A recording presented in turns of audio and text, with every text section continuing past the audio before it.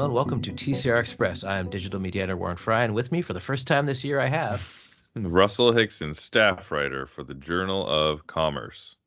Russell. It's a new year. What are you looking at in the new year, just in a sort of big picture sort of way, as kind of what's on the horizon for us and the construction industry?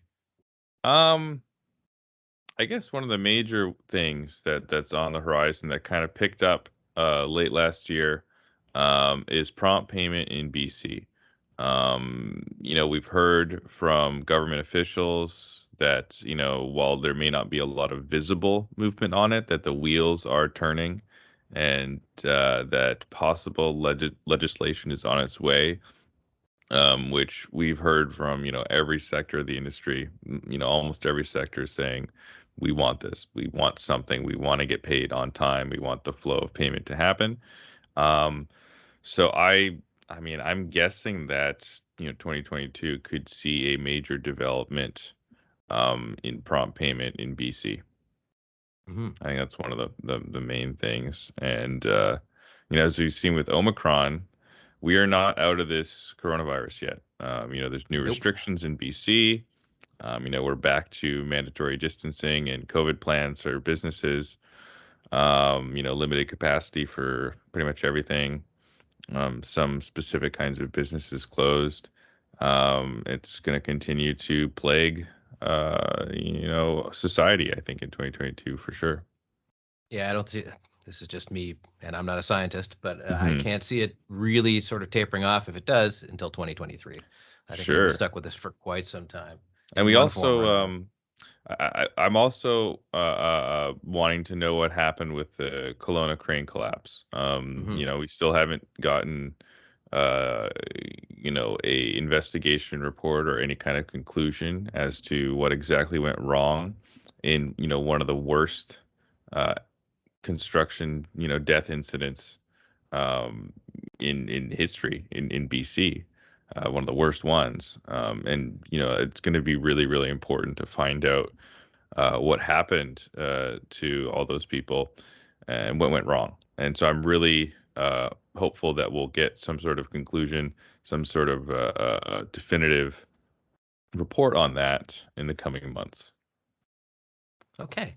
As for me, I wrote a story that's out today about the Warehouse Park, which is an area of Edmonton that I used to live in this area in the 90s, and it was barren. There was nothing there. Mm. You'd live downtown, and there was just like literally empty blocks, like empty land. And that has been replaced by parking lots in the intervening 20 odd years. But Hmm. now they've got a plan to make this basically two football fields worth into a big park with sort of residential areas around it, so that Edmonton, the way they put it was, specifically, I talked to somebody from the city called Jeff Smith, not Ellis Don's Jeff Smith, Okay. and Pat Hansen from GH3 Asterisk Architecture. They were saying about how this is going to be an anchor for residential stuff, and they sort of modeled it after Central Park. Obviously, it's a lot smaller in Manhattan, in that it's sort of a central area for the city, which Edmonton's never really had. And they pointed out that this is one of the few cities where you could actually get away with doing this, where you could take this big swath of land right in the middle of downtown, but it's literally a block off Jasper Ave, which is like the main thoroughfare for downtown. Mm. Um, and recreate it and make it into this whole residential area and a park area, because that land just happens to be there. They said generally that kind of thing is something you only see in new town centers of some like new city outlying, Hmm. an exurb or whatever. But this is Edmonton, which is a fairly big city, and they said, well, we've got this opportunity, let's take it. So it's going to It's just sort of make it a more, underdeveloped. yeah, it's gonna make it more walkable. Edmonton was never a walkable town, and it's become a lot more of that in the last 10, 15 years. And this is Hmm. just another example that I also asked, Edmonton's cold. So how do you work with that? We've a lot of green space. It's not gonna be green for 9 months out of the year. And they said, well, that's why you put trees in certain areas to kind of break the wind and then sort of provide shelter. So it's not a wind tunnel in the winter, and it's a place to get shade in the summer. So it's interesting how they've thought all this out. So Hmm. that's it from me. And from the East, Daily Commercial News staff writer Don Wall is reporting this week Ontario's skilled trades advocates are saying that Canada's immigration system is not delivering the waves of new Canadians who gravitate towards construction as first job, so it's time to reform the system. A background paper prepared by the Ontario Skilled Trades Alliance states that while immigrants make up 24% of the national labor force, only 18% are in construction. Despite having sought after skill sets, foreign construction workers are ranked low within the immigration system, the OSTA charged. A recent summit on workforce development convened by the OSTA issued a list of resolutions calling for government policy reform, and now the OSTA and its partners are working through more specific details on those issues as a working group. OSTA Chair Patrick McManus explained that historically the construction industry in the province has relied on immigration to fill a significant percentage of its ranks.